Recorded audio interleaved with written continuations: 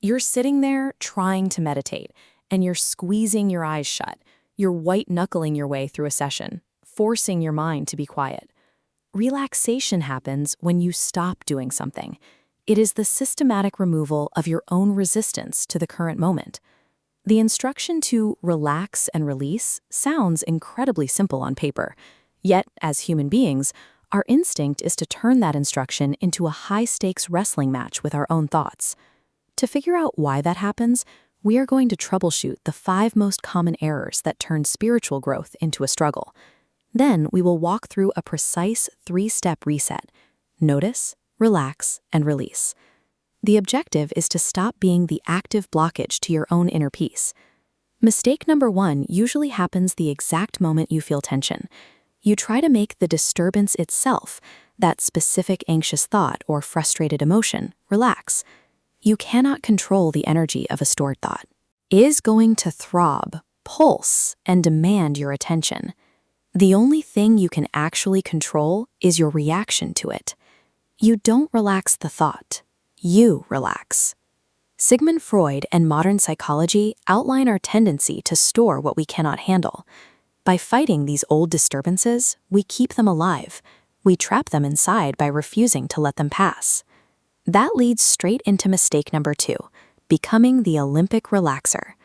This is when you use intense effort and bodily tension to force yourself into a state of non-tension.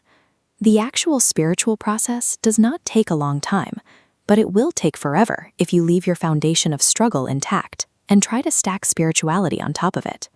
True relaxation is returning to your natural place, back inside. You simply do nothing. You drop your shoulders, you stop feeding the mind, and you let the energy move on its own. You are reversing a long habit of contraction. Adding more effort to an already crowded mind only creates more noise. Step 3 in our troubleshooting involves a physical misunderstanding. Mistake number 3 is confusing the physical act of bending your spine backward with the mental act of leaning back into the seat of consciousness. There is a physical component. You drop your shoulders, loosen your stomach, and relax your lower body. Crucially, you need to soften the area right around your heart. The real work is a mental mechanic. Think of it like water skiing. When a thought pulls your attention, use your will to lean away, creating a gap between you and the mind's noise, giving stored energies room to release. As that energy comes up, you might hit mistake number 4, using your inner hands to push the feeling away. Pushing is just another form of resistance. If you are actively blocking the discomfort, you are the reason it remains trapped inside you. When you relax and release, you stop suppressing the heart. Without those heavy tethers holding you down, your consciousness naturally rises upwards, behaving exactly like a released helium balloon. Even if you manage that release once, you will eventually face mistake number 5, declaring your practice a failure because the exact same thought immediately comes back. Michael Singer's advice here is blunt. What if it comes back? That's none of your business. Do it again. You prepare for this by practicing on low-hanging fruit. You learn to let go of your annoyance about the weather or the slow driver in front of you. That builds the muscle for life's bigger challenges. To make this actionable, we can break down the final reset protocol. Step 1 is notice. To notice means to establish yourself as the witness.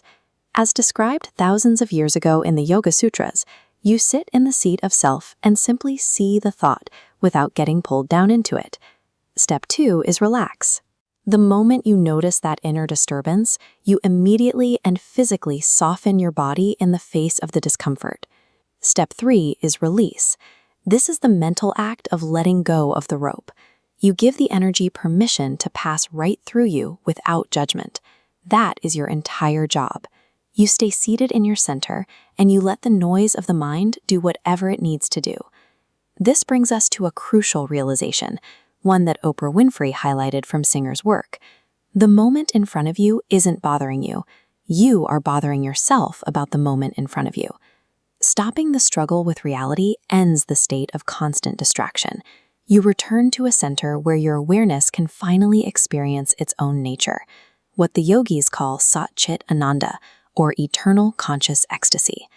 Treat every single moment as a practice field for surrender, rather than a problem you have to solve. You are the end user of consciousness. You are the awareness watching the thoughts, not the content of the thoughts themselves. Since this moment required 13.8 billion years of creation to exist, there is no need to make it fit your personal preferences. Your only task is to relax behind your humanness and participate in the life unfolding right in front of you.